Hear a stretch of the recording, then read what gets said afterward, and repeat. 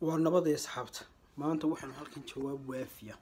وبوقيده iyo balanbalkeeda iyo bayhoofkeeda wadata un ka siinana ninka lagu magacaabo Socdaal Weershaxuux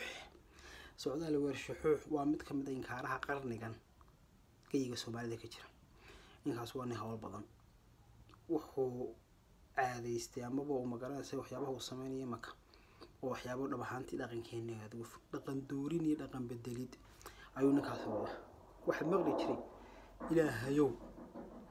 anagoo doorsoomin dil baan maqli jiray ninkaas markuu wuxuu wado waa doorsoomid caadi ah ummadii Soomaaliyeed ba wuxuu ka gudbinayaa sawir xun oo khaldan oo qariban oo magaranaysa ay qarmuun u fiigaga marka ninka Socdaal Weershaxuux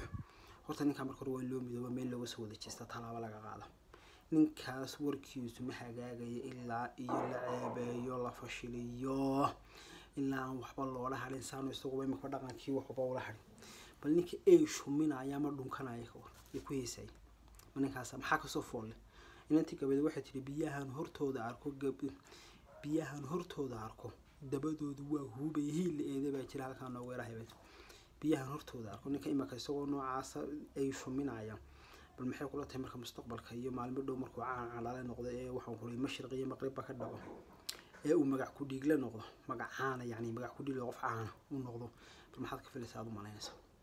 ninka Weershaxuux meel lagu soo wajisto ninka Weershaxuux hal la ridiyo ninka Weershaxuux hal la dhaleeceeyo ninka Weershaxuux hal la caayo ninka Weershaxuux hal la maago ninka Weershaxuux baan ku oray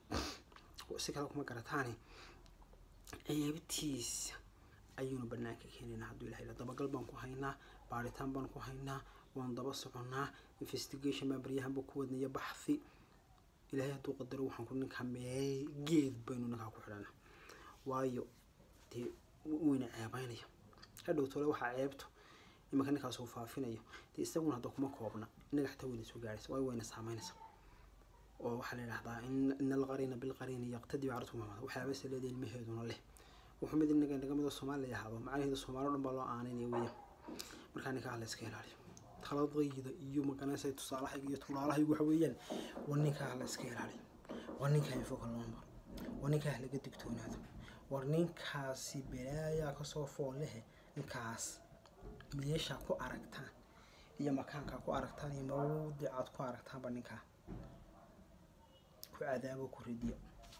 wayna dishaan وديدو وشبد أحد ما هو أنا إدبسان يعني هذا وشبتان تاسو ديك من غاصة خاطر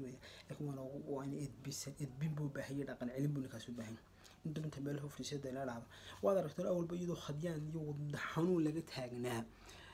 وحكوا هيس يوحن عقلي جنين حين يعطيني مكو حيابك على قدر صدق نكال لقيت دكتور هذا خلاص كين عليه ترى ضيد واطها لقيت دكتور هذا اللي خديه السلام عليكم ورحمة الله وبركاته channel kana subscribe iyo like iyo share iyo comment inta bana la ogaado haween ku dhimanaayo